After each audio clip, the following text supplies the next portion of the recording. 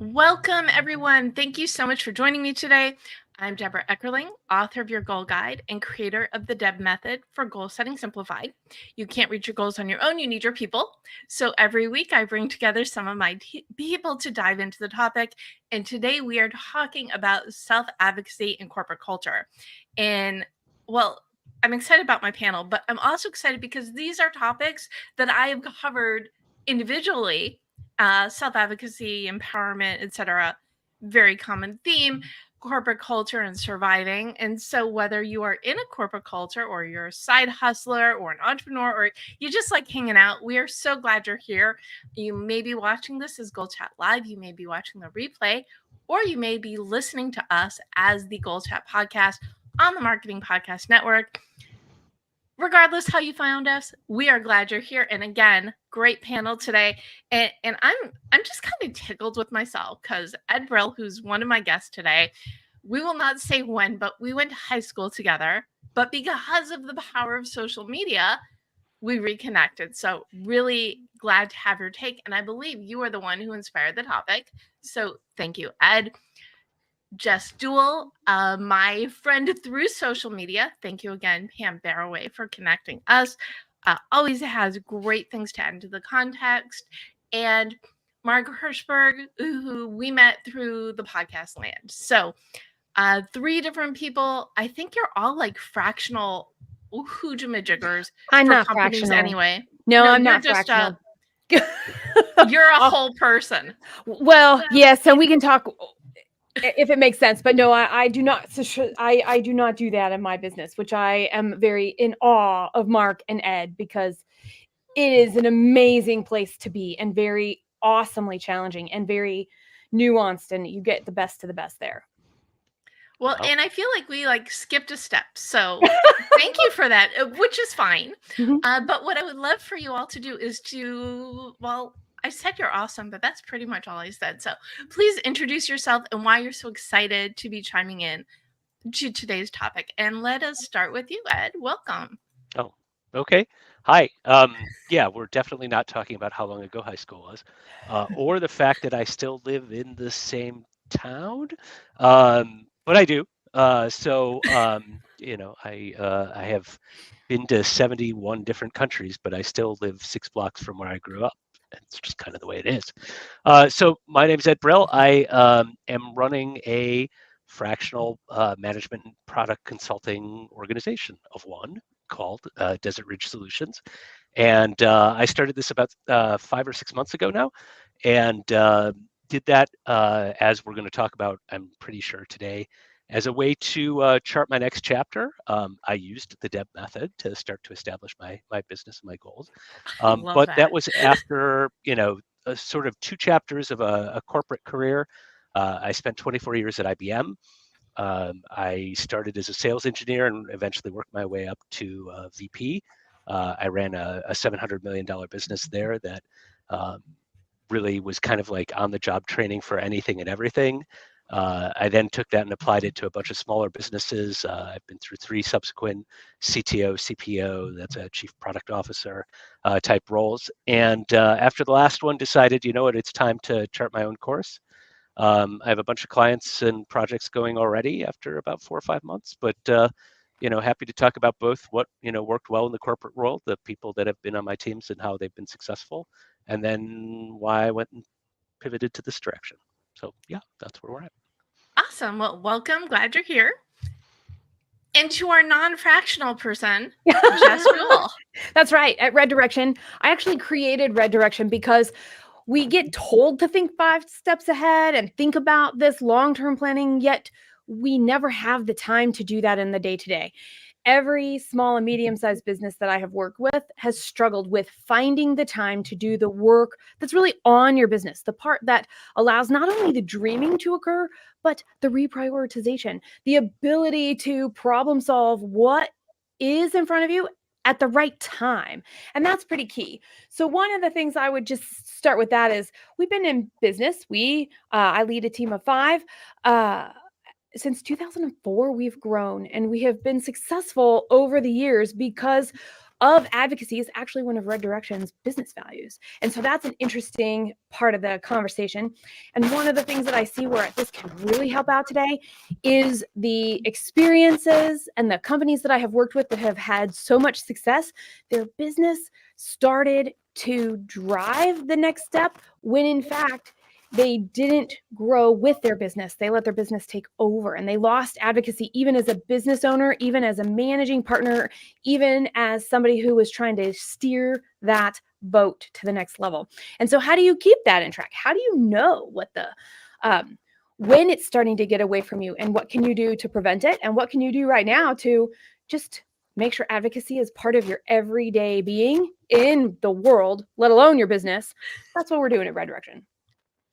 And it is important to advocate for yourself, whether you are the team leader, the big boss, or someone who works as a cog in the machine. And it's one of my goal setting workshops. I call it keep your employees engaged and productive, because when you know what your goals are of your people, and when they know, then you can support it and everybody's happy and they want to be there. So another really, so the advocacy isn't just for the team, it starts at the top. Yeah.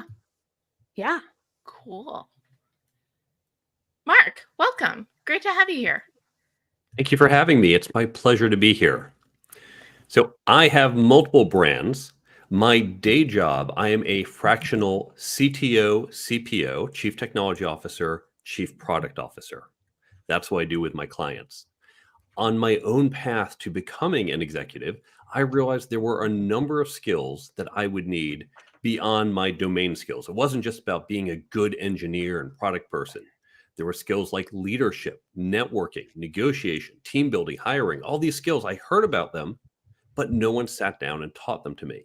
We didn't have great shows like this to learn from back then, so I was very much on my own. And as I developed the skills in myself, I realized my whole team could benefit, so I began training and upskilling my team. As I was doing that, MIT had gotten similar feedback, and they said, we need to teach these skills to our students. So I inadvertently got pulled into helping create a class at MIT that I've now been teaching at for over 20 years, referred to often as the Career Success Accelerator, where we're teaching these skills to our students. And that led to my second brand. I wound up putting out a book, The Career Toolkit, Essential Skills for Success That No One Taught You, applying these skills not just to engineering or students, but a wider audience. I now do corporate speaking based on that. And then from years of teaching, I also know so often we read a book and we say, well, this is great, but you forget all 2 weeks later. Or you're listening to a show like this, which is full of great advice, but we forget it before we use it. And so I created my third brand. It's a free app called Brain Bump, where we help people retain and use what they learn from books, podcasts, blogs, classes, and talks. So I do 3 different things.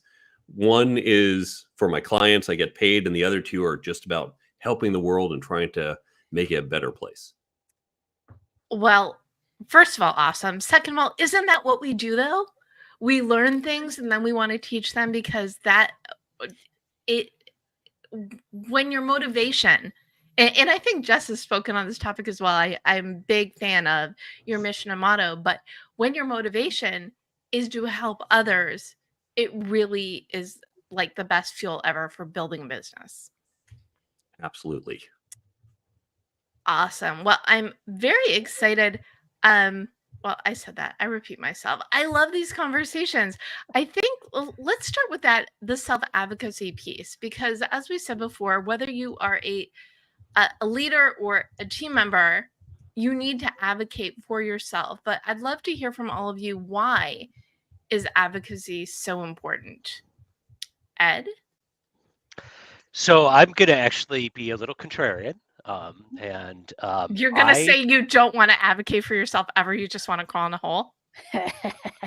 No, I would say that it's actually I'm down in the basement. Is that like a hole? I mean, I don't know. It's kind of, I would say I believe in advocacy in the other direction. And maybe that is both a blessing and a curse that's been in my career. I don't know which yet still. But I think the thing that I learned, especially because I spent most of my career in a large organization, is that the only way I could be successful is if my team was successful. And I've been people managing since, well, it was in 19. Let's just start there, right? So I've been people managing for a long time. And I have 40 or 50 people that have worked for me over that time that are C-suite VP founders, have gone on to their own thing, bigger and better. And I feel like that is the best representation of me. And so what I've always done is advocated for them and found the ways to remove the barriers that are inhibiting their work. And that typically has been successful for me. Now, it certainly worked that way in a big company. In a smaller company, it's a little harder because in a smaller company, there's typically a human that you can go sort of knock on the door virtually or in person who's in charge, right? And it's different than a big company where it's sort of this nebulous bureaucracy. So I do think that the advocacy there of your own capabilities and accomplishments and what your team is trying to do is really important. The challenge for technologists, and maybe I'll have agreement, maybe I won't here, is sometimes you're asked to do things that are technically challenging, and so your challenge in advocacy is, I can do that, my team can do that, but maybe not now. And so how do you balance the things that really need to get done and the contributions, the expertise that the team themselves have? That expertise is really what I've wanted to lean on this whole time, is knowing and understanding that all these things we build today are so complex that I can't possibly represent it all to my boss, to the board, to the whoever. I want to bring those experts to the fore. And that's really why I've always managed down rather than managed up. I like it. But not everybody is lucky enough to have a boss that's going to advocate for them. But that's, I feel like a rabbit hole we'll go down later. Jess, what do you think? It's interesting because usually I'm the contrarian, but now we're not alone, Ed, because whatever we're doing, I believe whatever we're doing, we're the least involved, the least engaged, the least skilled, it doesn't matter what criteria you use, that's where the benchmark is for being able to improve. And so until we understand where each of the people that is on the team or in the company or in the organization are at, we really don't know how to advocate as an organization. So I really appreciate everything that you said, Ed. And I would add to that too, yes, as the torch bearer, so I'm going to talk to business owners, independent business owners, great, awesome. Solos, great, awesome. This is also medium-sized enterprises as well, where when we are unclear of why we're doing what we're doing, everybody else will be too. And that is the thing that we have to remember. And so when I think of advocate, I think of accountability. If I'm going to be somebody that's going to help everybody be their best, what kind of accountability needs to be in place to help that, so they can also get clear where they're at, so that I can be clear about how I am showing up for them, or whichever, wherever we might be in that dynamic. And so that's what I would add to the conversation at this point is, I'm all about accountability, always have been. So what do we need to do to stay clear? And that is truly the first look. And am I saying the same thing my colleagues are at the senior management level? Are the people who are reporting into me saying the same thing I am? Do their actions also reflect what that means?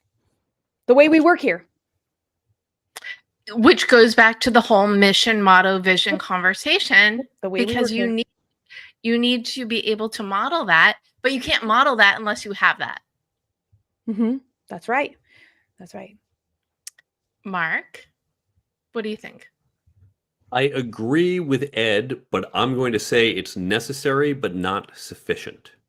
Ooh. If you are a manager or a leader or an owner, or even if you're consulting to a company, but you have some seniority and there are more junior people working with you, it is incumbent upon you to help develop those people and to advocate for them.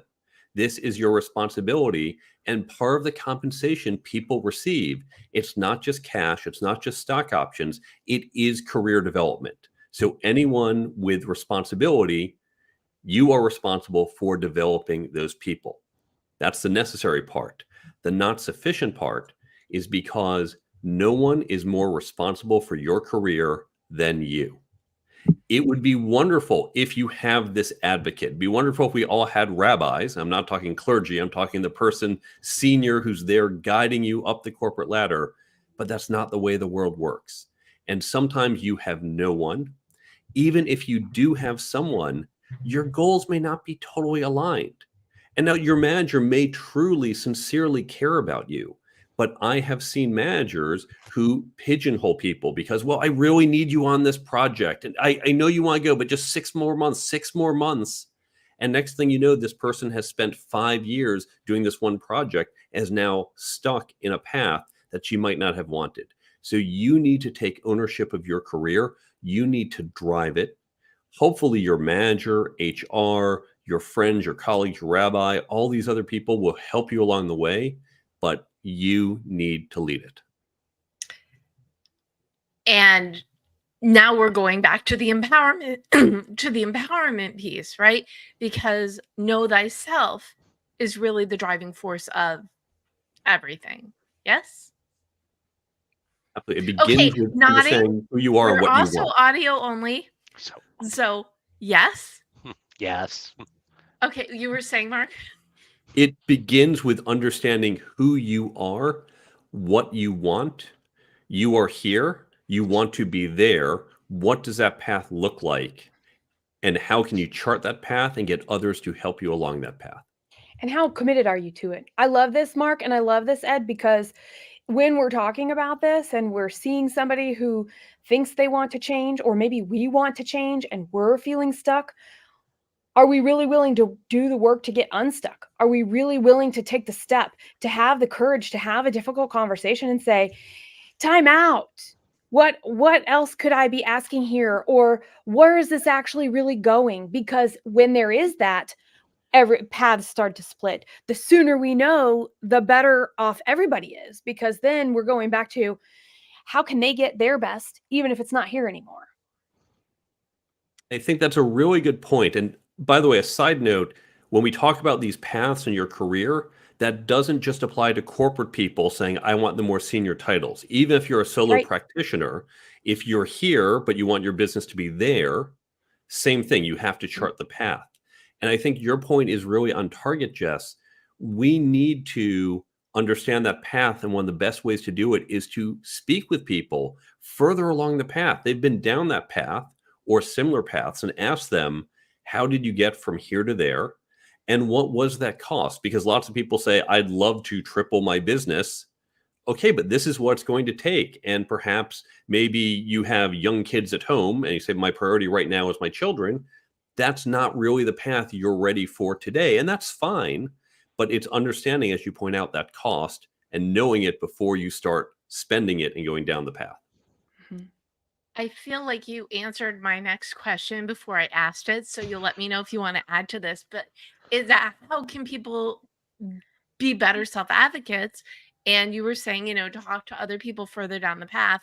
Any other wisdom on this question since you pre-answered it? I have some, but let me let others go first.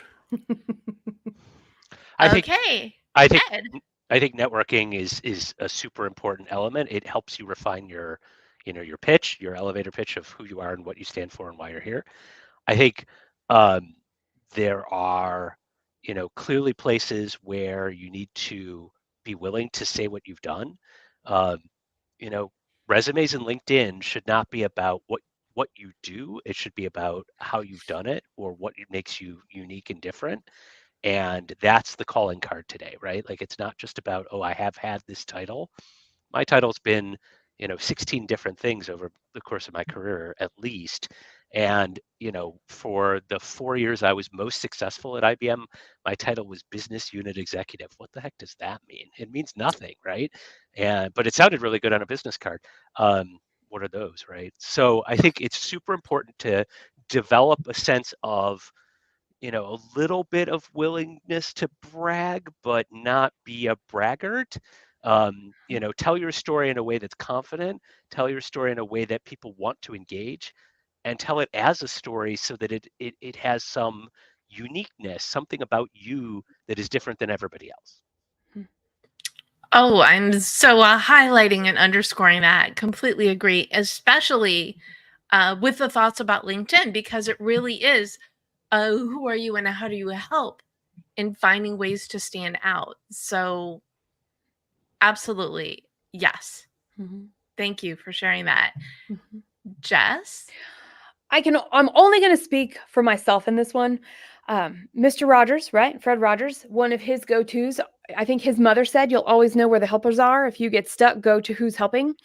I subscribe to that, and I do my best to be one of those helpers. So if I see somebody who needs some guidance, or people come to me and they're not clients for Red Direction, or I recognize that they're not in a place that I personally can help them, I will tell them, this is what I think. Here's where you could go. And it is a gift of reciprocity. I have no expectation of anything in return. My goal is to help you get to where you want to go. Ask a question differently, because in the end, how do we become better self-advocates? We reflect. I don't know if that's journaling. I don't know if that's drawing. I do both of those things. I read, I'm in nature, but where are the places that we can reflect? I love so you want to find the helpers, but also be the helpers, because that goes back into the mission part. Let's how can we help, and not even the next generation, but our fellow people, so they can be the best themselves and impact the world in their own best positive ways as well. And I use the language, the connections and the connectors. So if you are a connector, be proud of that so people know. And I think by now everyone knows that, yes, I am one of those people. Most of the people who come on this show are of that nature as well, because that's what we're here for. So not just be the helper, be the connector, because we all know, it's 1 degree of separation. Mark, did you want to add? I know you do. I will add a little more. We miseducate people in how to advocate for themselves. When you think back to college or even high school, it's very easy to advocate for yourself. Your teacher says, here is a question. Add these numbers. What's the chemical formula? Give me 500 words on this Shakespeare play. And you put the answer in a box. It might be the essay. It might be answer at the bottom of the page. Say, here you go. And the teacher says, good job, gold star. It's just about getting the answer, because how to deliver the answer. There we go. How to deliver. For those on the audio, she just held up, Debra held up a gold star. She just, because we teach people there is a clear box, and it's just about getting the answer. It's not about communicating the answer. When we go into work, it's much more complicated in a myriad of ways. But one of the most important is that it's not just getting the right answer. It is getting buy-in, raising awareness for the answer so you can deliver and execute on it. Now, the same thing applies to yourself. We often think, well, okay, I did the work. As long as I get the results, they speak for themselves. And I know what I've been doing because I think about it every day. But your manager, your manager's manager, the other people in the company, they're focused on other things and they don't remember what you've done. So here's something you can do. I know at the end you like to have us give concrete, specific action items. I was going to use this, but I will give a different one at the end. You need extra bonus goals. I love it. it. Go Multiple on. ones, so I can earn that gold star. You need to keep a log of what you are doing. Every week or every month, take a few minutes and write down, here's what I did. I helped Barbara get her deliverable out on time. I was able to assist closing this client. I came up with an innovative solution to this problem we have. And just make a note.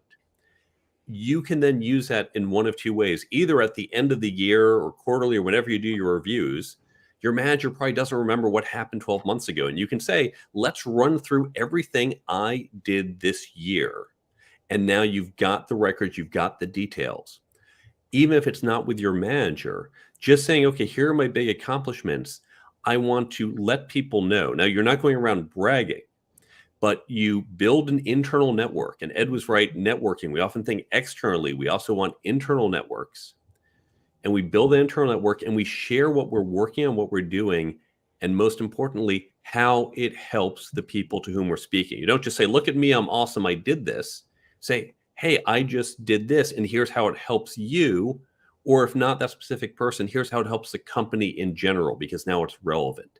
And this way we can advocate for ourselves. We can raise the awareness of our accomplishments and improve our brand. I would like to add to that and say it increases our confidence too. Hands down, 100%. Holy cow, look at what I did. I had no idea I was capable of doing this much. I didn't know I was already working this hard.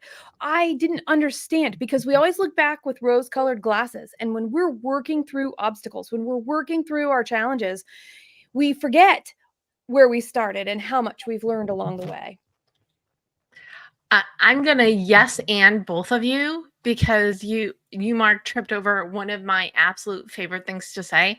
And if you've listened before, you've probably heard me say this, but keeping a win list. And it goes into what Jess was saying, the confidence thing, but also we do so many things throughout the course of the day, whether it's on our business, in our business, or someone else's. And we do forget. We're like, why aren't I here yet? But when you keep a win list of everything that you've been accomplishing, and some days it can just be, hey, I survived a really rough day, it's going to help you, ground you, and give you perspective, saying, okay, I'm getting there. So I love keeping a log, not just of the things that you do. And I'm a huge fan of bragging, because we need to celebrate all of the things. That's why I love the whole, and I'm sure there's a nicer word for it than bragging. I do Toot Your Horn Thursday every Thursday in the Right On Facebook group, giving people an opportunity to, pat themselves on the back, but also have others see what they're doing. Another mean of connection. And okay, I'm reeling myself back in now. Well, Deb, you know what I was going to add to that? I'm listening to you and I'm please. like, you know what? We do need to know how to brag without being arrogant. Yes. I think we associate arrogance with bragging, but they're not necessarily the same. So if we're telling people our accomplishments because we're proud and we want people to know the good work, and we're looking to know that more people can ask questions of us, or we've had that experience and might be able to help, that's very different than arrogance. Yes, I like how you said that even better than the way I said it. So thank you. Well, it's important, because some days you're like, I've been working on this forever. Why is it not there yet? Well, but sometimes the pieces have to go in a certain order. How many times did you have to restart? How many times did it fall apart along the way? I mean, holy cow. Sometimes just going, wow, look at all the challenges I faced in this. I never knew I worked this hard. That's pretty amazing too. Great advice I heard from, I think it was a consultant, is she said, write down when a client, and by the way, I know there are authors out there, authors as well, when a reader sends you something nice. Thank you so much. You helped me achieve this. You were instrumental in doing this, or I read your book and it really impacted me this way. And write those down, because you will get plenty of other emails of people saying you screwed up, or you didn't do enough, or I'm not happy with you. If you're an author, you're definitely going to wind up with some 1-star reviews and someone saying this book was terrible. And when that happens, you'll have bagged other people bragging about you effectively, even if they're bragging just to you. And you can go and say, oh, my self-esteem might have taken a hit right now, but I'm going to go into that reservoir of compliments and boost myself back up.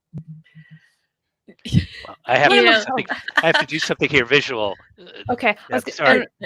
I have to do this, right? Because the two of you have your books behind you. I don't have a book. But the books I've read are over here. Yeah. So I was like, okay, all right.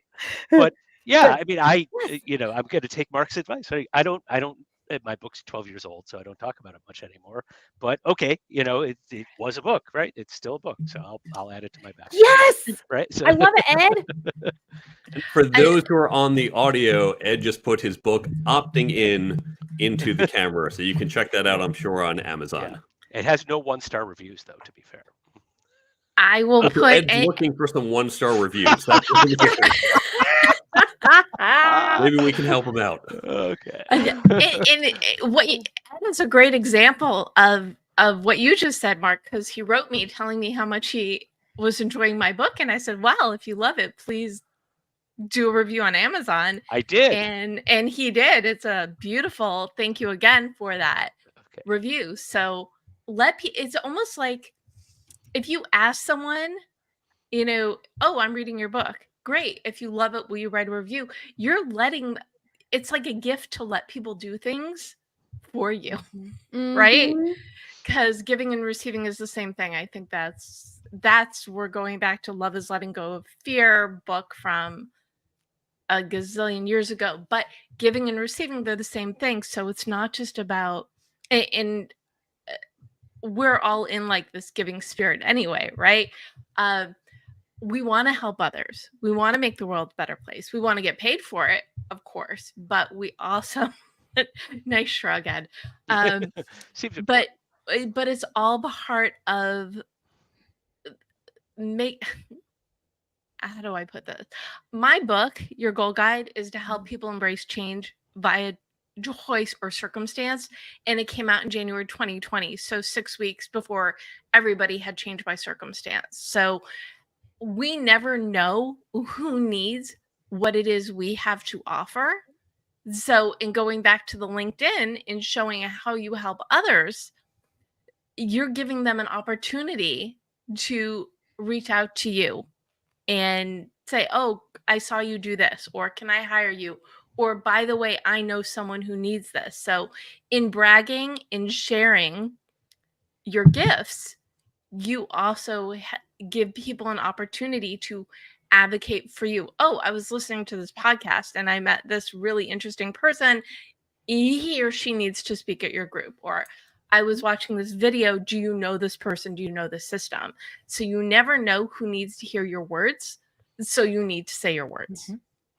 Yep. If I may ask something of the audience, I've done live performances. I was a competitive ballroom dancer. I do a little bit of stand-up comedy. I do corporate speaking. You get immediate feedback. You can feel the room. You can hear the laughter or the applause, hopefully at the appropriate times and not when you weren't expecting it. But when we write a book or go on a podcast like this or other type of show, there's that temporal disconnect. You might be listening to this weeks, months, years later, and we have no idea if you enjoyed it, if it impacted you. And so I would ask all of you to think about not just this show, but other books you read, shows you listen to. Take even a few seconds just to say, hey, I really like that. It helped me. Even just, I enjoyed it. Thank you. And by the way, do that for your teachers too, because we never thought about doing this for our teachers. It wasn't so years later that we realized how impactful they were. You can go back and thank them as well. But please take a moment, reach out to someone. It doesn't have to be us on this show. We content creators really appreciate hearing that. That's are you just going to keep giving people bonus goals throughout the show, which I am totally fine with. Another thing that you can do, which is in that same vein, is people you haven't seen in ages, reach out to them. And when Ed posted that he was going off on his own, I sent a message and said, oh, you need to come to one of my meet and greets. Let's get you on GoalChat Live. And it was, like I said before, it'd been several years. I've lived in LA for more than 20 years. So that's all the math you're getting from me. But if somebody posts a job change or a new project or whatever, or even someone has been on your mind, just drop them a note and say hi. They're going to appreciate it even more than you're going to feel good about sending it. And to that point, if I may, please, when you reached out, I was at a point where I sort of knew what I was going to do. I had, gotten as far as I'm going to go freelance and I'm affiliated with a network and I know what kind of projects I'd like to do, but it was probably the first or second week and I hadn't done anything yet. And, I'm going to foreshadow my own gift here, but I spent the next several weeks in a very different set of conversations than I expected. So when you asked me to be on this show, I couldn't yet tell you exactly what I wanted to talk about, but here we are now. By the time we're recording, I have a pretty solid story, right? And so don't be afraid of making a commitment that has you leaning out, right? Because you know what, you just have to, train for the event that you're going to participate in and have something of value to give, asynchronously, as Mark points out, right? Or, something that, somebody may find years later that they, are thinking about you in that context. That's the power of, the experience and wisdom that we get at a certain point in our careers. The other point that you brought up is there's power in owning it. Mm-hmm. You can change it. Right. But you need to start somewhere, and by owning your next steps, and maybe you're working full time and you're starting something on the side, or maybe you just kind of had enough with working for other people, or maybe you are building your business and you're at this plateau and you don't know what's next. Pick something, that's in alignment with who you are and what you believe in, move forward, and watch the pieces fall into place, because it really starts with that. You can't get what you want unless you know what that is. So you need to start, and again, own it, so you're able to move forward full abandon, right? Act to plan, baby. Act to plan. That's how I live in this world. So if I don't know what the right next step is, I will take any action so that I can get any sort of feedback to validate a hypothesis or assess, was that really the right one, and take a mini step so that that feedback could actually say, yeah, that seems right. Yeah, that's probably the right to go. Or, oh, something showed up, because I wanted to add that, part of this writing it down, part of this understanding what's going on is, let's be real. We all have places to improve. I'm going to go and be as bold as I have a lot of weaknesses, and writing my successes down also illuminates what weaknesses might have gotten in the way of me getting there faster. So, as far as being a self-advocate, I'm going to sneak back to that part. Where do I ask for help? Who is further along the path in a different way? I actually can go with a different set of questions that are deep questions that can get me some information so that I can take an action, see what the feedback might be, and off I go. I'm a big proponent of that. Act to plan. Amazing.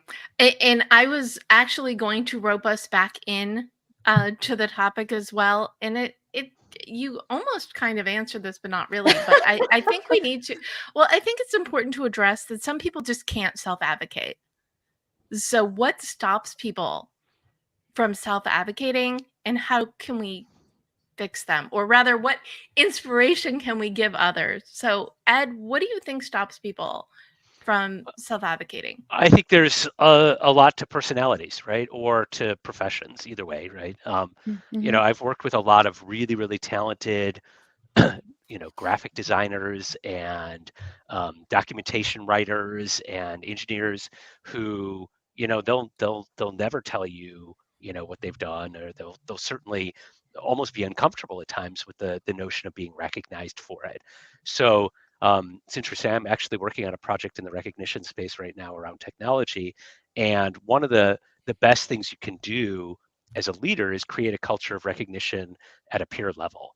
I think that it is super important to not just have things roll top down, because that feels like it's your review process, and it's a very sort of formal and structured, and my pay is tied to that and everything else. So what can you do to say the person sitting virtually or next to you, is seeing, in your Slack conversation, in the meeting that you had, in, some customer scenario that you helped out, create an environment where that is the celebration as much as the, sales win or the project completion or something else.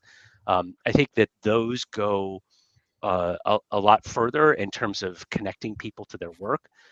There's a whole bunch of study that I'm seeing in this project that I'm working on that says that your loyalty to an organization is actually much more tied to that peer level recognition than it is to anything else. More than your actual comp, more than the work that you've done, it's that feeling of belonging and flow, the ability to get things done.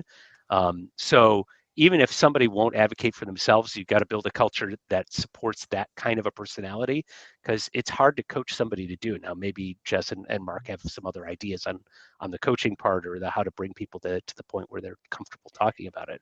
But for me, it's about building a culture. I'm in complete agreement with culture, and I'm in complete agreement about the fact that if it doesn't seem to be there, or there is a lack of culture, to look a little closer, because what we think is lacking in culture is actually the culture that we have, and it's a place to start. So to add to that, one of the things that I have found is, I have this idea. What if I start talking about it? So can I normalize the conversation with people that are closest to me and that I feel safe around? And they may be my peers. They most likely won't be, especially if I'm in a large organization. And I will tell you, leading a small and medium-sized enterprise, it will not be in your organization. That's too much vulnerability that people are looking to certainty from you. And so to be vulnerable is a truth, but for you to explore who you are and how to advocate and make sure you're advocating for yourself and those around you, and you're from a peer place, it really does. You may have to go outside of that organization. Not that you won't end up there. It's just a matter of how do you get started? And once you kind of got an idea, can you teach it to somebody? I don't know about the rest of you, but the more I practice, the more I talk about it, the more I put it into action, the better I become at it. And I'm doing it. I'm a helper. So I'm doing it to be of service to other people. I'm like, oh, cool. I actually think I can see how this could apply to me in some of the areas that I could use help in. And I've done that. I've done that with Girl Scouts. I've done it with my son. I've done it with some adjacently when I am asked for my nieces and nephews that live far away. Right. So it's just friends, family that are out dispersed across the world. So that's why I think what I'd add would be, can you teach it? Can you develop an idea in a safe place? And can you start talking about it so somebody else can model it as well? So it goes back to the teach things you want to learn as well, right? No, I think this that's what I would add to this conversation. Sure. Today.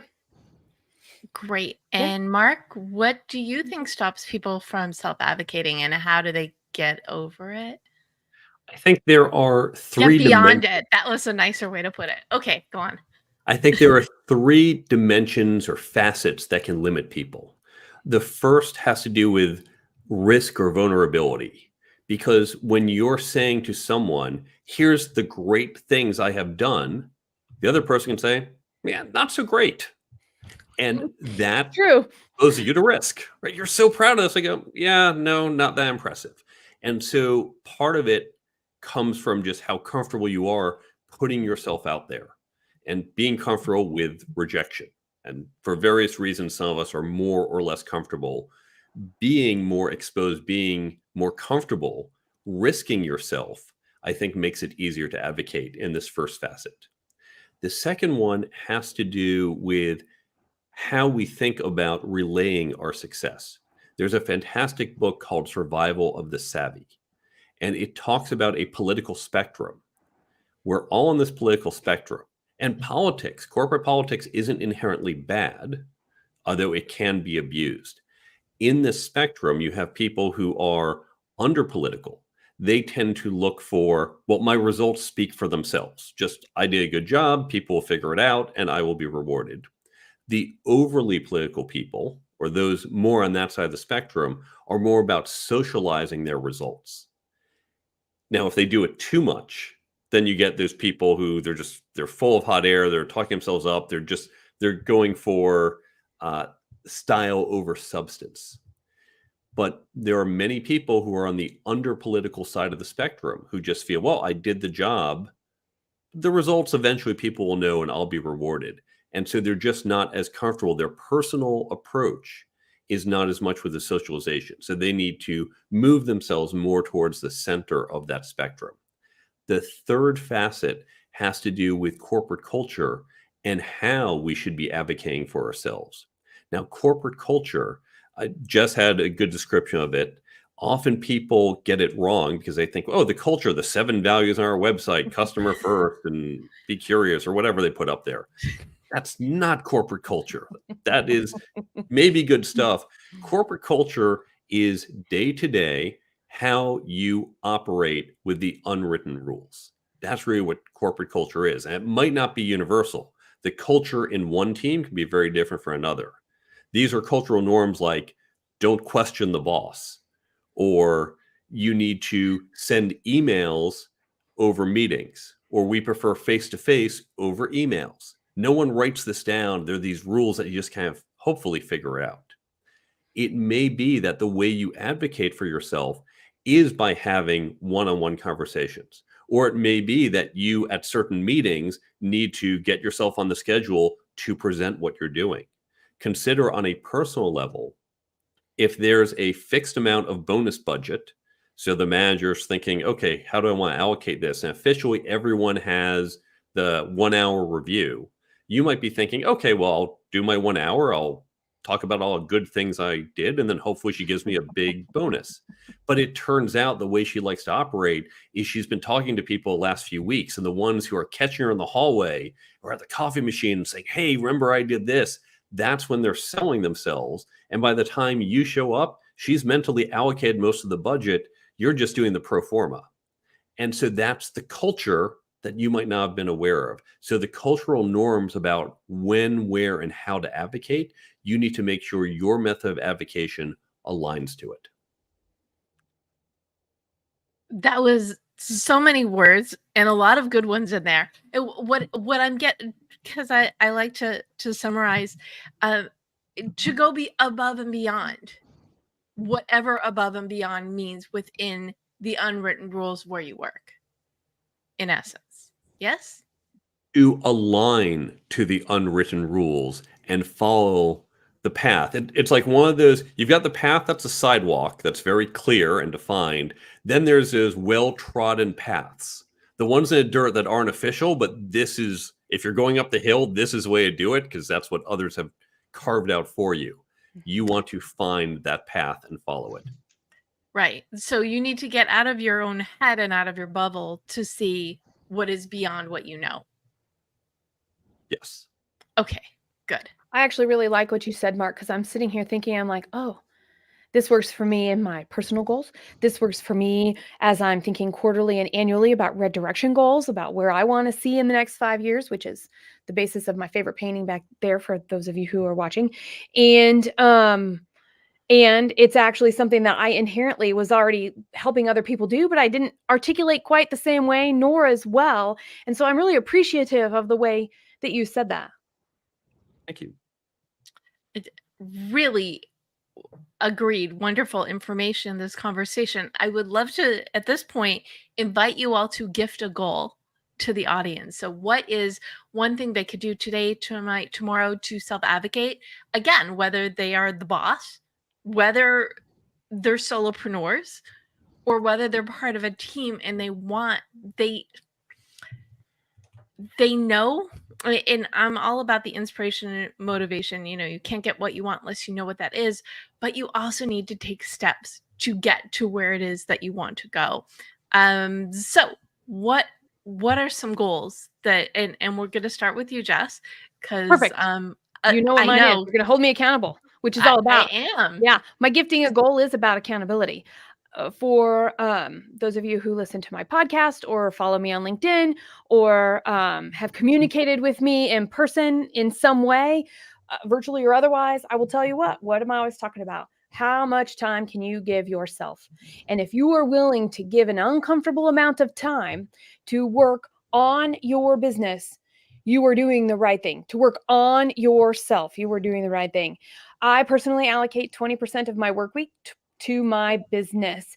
And that sounds like that's a day. That sounds like a lot of time. And it took me a while to be able to get there, but I started with 2 hours. And Deb would be like, but what about 15 minutes? And I'll say, sure, it might not be painful enough. If you can do 15 minutes, it's not, because here's the thing. You've got to be committed to being your own advocate. And until you pick something, I'll put my line in the sand of time in the calendar that is protected. That would be a great way to do that. So my 10 questions to create accountability, starting out with a 2-hour block once a week. And if you can't do it once a week, do it once every other week, but get to once a week, because there's something to be said for the routine, and you'll see what happens. Because when we need clarity, We need to understand where our fears are about who we are, how we present or don't present and need to or want to attract the clients, to get the skill, to do the thing. And we're all going to face challenges. And so this is a place where we can actually go, is this in my head or is this real?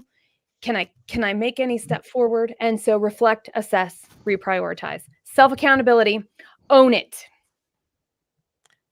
You know I'm with you on that for sure. And I do say start small and build up. Mm-hmm. And I think it's go into your calendar and look at your week and see. I rarely schedule meetings on Mondays. I refuse unless Well, it's an except for all-out this, emergency right? of somebody. Yeah, Yeah, except for this. But that is that's my true. day. Yeah. Yeah, that is my day to catch up from the week, unless and I do make exceptions. But for the most part, well, someone wants to interview me. Is it going to be 8 o'clock on a Wednesday or 1 o'clock on a Monday? I'm going to make a Monday exception, right? You're But funny. I see but you know your priorities, and that's actually what it's all about. I mean, Mhm. honestly, because I just shifted my whole day forward, so I was done by the time this began. That's it. right, Yeah. it's about the balance. So Mhm.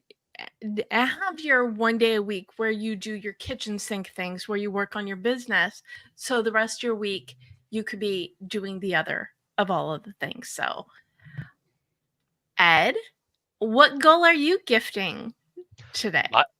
My goal is around giving yourself permission to think about all the possibilities that are in front of you.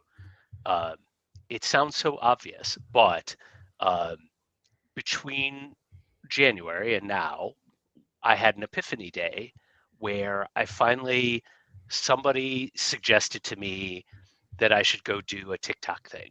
And I was like, that is crazy. At this point in my career, am I going to go do that? And then I started looking at, a couple of different opportunities, and some other idea came at me.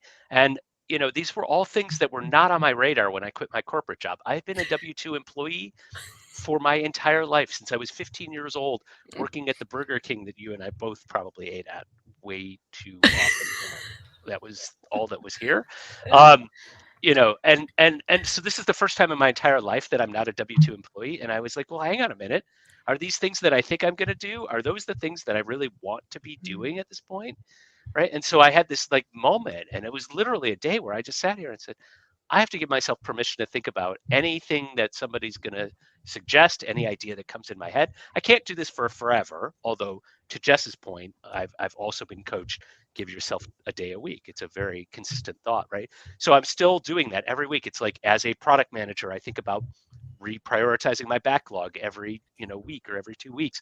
Like, are these the things I want to be doing right now? What's on the next list? What's on the later list? What are the things I've jettisoned that I'm never going to do? I did register a TikTok name, but Ooh. it's not, nothing's happening there yet, but I put it in the backlog, right? So maybe, that thing happens. I don't think I'm cool enough for being an influencer this time around. I did all that stuff 20 years ago, but who knows, maybe something will happen, right? So give yourself permission, super important. Give it the weight, understand, have it feed into the Deb method, right? Like, I mean, it's absolutely key, to being successful, to advocating for yourself, to say, these are the ideas I have and I want to go chase some of them. I have to sidetrack, because I remember the days when you worked at Walden Books and I would Yep. go and hang out, and my first job out of college ended up being a bookstore. And now I coach would-be authors and have written books myself. So the way the world works is kind of goofy and funny and awesome, is it not? And the guy who was the assistant store manager back then, and we still have not said how long ago that was, happened to reconnect with me on Facebook last week, and I keep owing him a phone call, so I need to call him tonight. I think that's the answer. So, That's awesome. Absolutely hilarious. Timing is everything, right? yeah. Mark, what goal are you gifting? I mean, you've already gifted so Even much, like but keep 6. it going. You've gotten a lot of great advice from this show.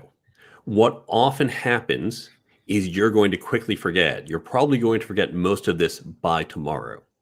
Even if you remember something tomorrow, you will probably forget it by the time you need it some number of weeks from now. Now, one thing you can do is write it down, but even if you write it down, it will be buried. That paper will get to the bottom of a pile on your desk, or it will be in some file buried in your virtual file system.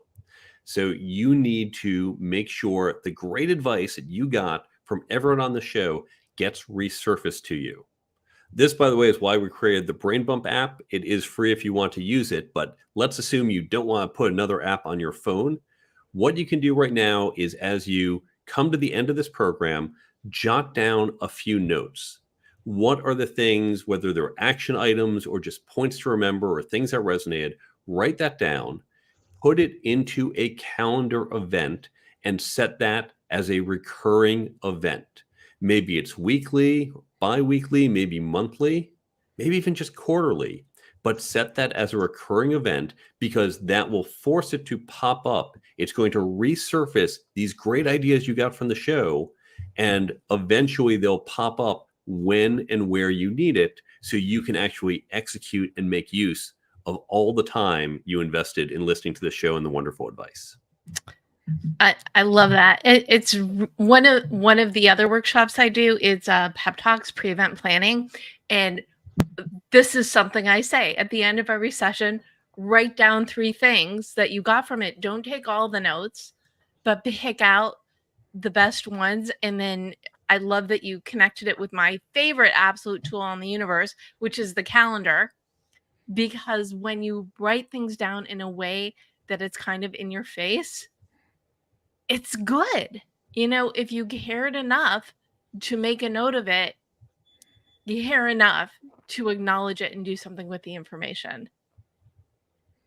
So thank you all for those great goals. And I will say, in a second, I will ask you all to share where people can learn more about you. If you go to thedebmethod.com/blog, you can get the recap and the highlights. You can even put in your calendar, read the recap and get the highlights there, right? Pull from that. But also I will be sharing all of your links as well. So Mark, where can people learn more about you? I'm going to give you 2 different websites. The first is the careertoolkitbook.com. And there you can learn more about me. You can learn more about the book, where to buy it, get in touch with me, follow me on social media. I have articles I put out every week, and there's a bunch of completely free resources. I don't even ask for your email because I have nothing else to sell you. All of that is at thecareertoolkitbook.com. I also mentioned the free Brain Bump app. It's available on the app stores, or you can go to brainbumpapp.com. And there you can learn about the app. There's a 90-second explainer video. You can download it and use it to help you retain what you've learned from shows like this, and an ever-growing set of content that we just give you all for free. That is at brainbumpapp.com. Fantastic. Thank you. Ed, where can people learn more about you? So this is still early in my journey. I haven't gone through the effort of building a website yet. So just find me on LinkedIn. It's probably the logical thing. There is a company page for me there as well. You know, I've got stuff that's out there, but I have not started a content journey again yet. Again, I have lots of ideas, but I'm trying to get some projects off the ground. One is around inclusivity and accessibility, and how, you know, AI is going to help us usher in a new generation of that. So hopefully there's more to say on that coming soon. Fantastic. And Jess, where can people learn more about you? Well, definitely check out reddirection.com. It is the place to get articles, podcasts, all kinds of other wonderful, fun, free things, because we do operate as a business as well from the law of reciprocity. If we can help you without ever talking to you, we will. And if you would like to have a conversation, I would like to have a conversation with you. Just just visit me on LinkedIn would be a great place, or use the contact form and somebody in the team will get it to me. But LinkedIn would be a great place to start a conversation as well, because that's how we all learn. Keep talking. Fantastic. And I am at the Deb Method everywhere. I am live every Monday at 4 p.m. Pacific. And you can also subscribe to GoalChat on your favorite place to listen to podcasts, and subscribe, like I said, at the Deb Method on YouTube, and follow me wherever you want to. And if you want a little bit of help with your goals, you can grab a copy of your goal guide at your favorite place to buy books. And as was mentioned, connect with us all. If you're tuning in, jot us a note on LinkedIn and say, this is where we met. We would love to help you and encourage you and be the helpers in your journey. Thank you so much, Ed Brill, Jess Dewell, Mark Herschberg. What final thought would you like to leave people with today? Ed, final thought? Boy, I'm gonna sound like I'm giving for once, which is good. I mean, I actually feel like I'm a giver all the time. But in the time between when you asked me to be on here and when you committed me to a date, and now I was like, well, I'd better start paying attention, right? Because like you want to come on the show, you want to have been listening. So a few weeks ago, I was like, I need to binge this. Well, I decided to drive down to Indianapolis to go see the eclipse when it happened a few weeks ago. And I knew I was going to be in the car all day. I didn't know what all day meant, but I was probably in the car for 11 hours that day. So I can't tell you how many episodes of this podcast I listened to on that, including, some really good ones about things like LinkedIn that, your other guests really gave to me. So I am just going to encourage people who maybe haven't been following your journey, who are seeing this because one of the three of us is sharing it, should subscribe, because there was a lot that I learned in listening to a dozen episodes or whatever that day. It was very cool. Oh, I love that. Thank you so much. Yes, please subscribe on iTunes, wherever you get your podcasts. And again, at the Deb Method on YouTube, or connect with me on LinkedIn. We stream there as well. So I appreciate the advocacy. Thank you, Ed. Mark, final thought. The topic we discussed today and the topics on many of your shows aren't simple, objective, yes, no answers or questions. They're subtle, they're context dependent. So as you listen to this episode or other episodes, find others to listen to it as well, and then discuss and debrief with other people. That's going to help you get a richer experience as you explore the facets that we might not have gotten into. You'll get additional advice from other people who might have perspectives that we didn't bring, and it's going to help you better remember and retain what you've learned, all while increasing a relationship with this other person. So find a buddy or a few, have them listen to this episode and others, and then come together to discuss. I love being a bonus goal. Thank you, that. That's all. And you're right. The more that you talk, that you communicate, that you get perspectives, and it's another great way to build relationships within your network. So it's like a quadruple win there. So thank you for that, Mark.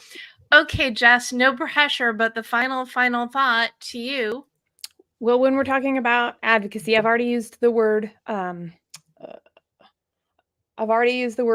commitment. It's interesting because I think we shy away from ambiguity. When it's not easy, when it's something I can't do in 15 minutes or 3 sessions or 10 weeks or whatever it is, it becomes harder and harder. So this concept of self-advocacy really does come down to being intentional, purposeful, intentional about every action we're taking, regardless of the outcome. Maybe it's a learning experience. Regardless of the outcome, maybe it's a success. Regardless of the outcome, maybe it's a learning what not to do. All of those things move us forward and help us get clearer with where we want to go. And when we do that, we can show up our full, awesome selves to each other. Be intentional, because that's really the name of the game. Take the small steps to get to the big leaps, to get to the life you want. Again, goal setting simplified, right? Thank you again, Ed Brill, Jess Dewell, Mark Herschberg, for joining me today. Thank you for tuning in to GoalChat, whether you're watching us live, the replay, or listening to us. We believe in you. So you've got that first start. Really, if you don't already, or just believe in yourself more, go out there, self-advocate. Go for it, because we know you can do it.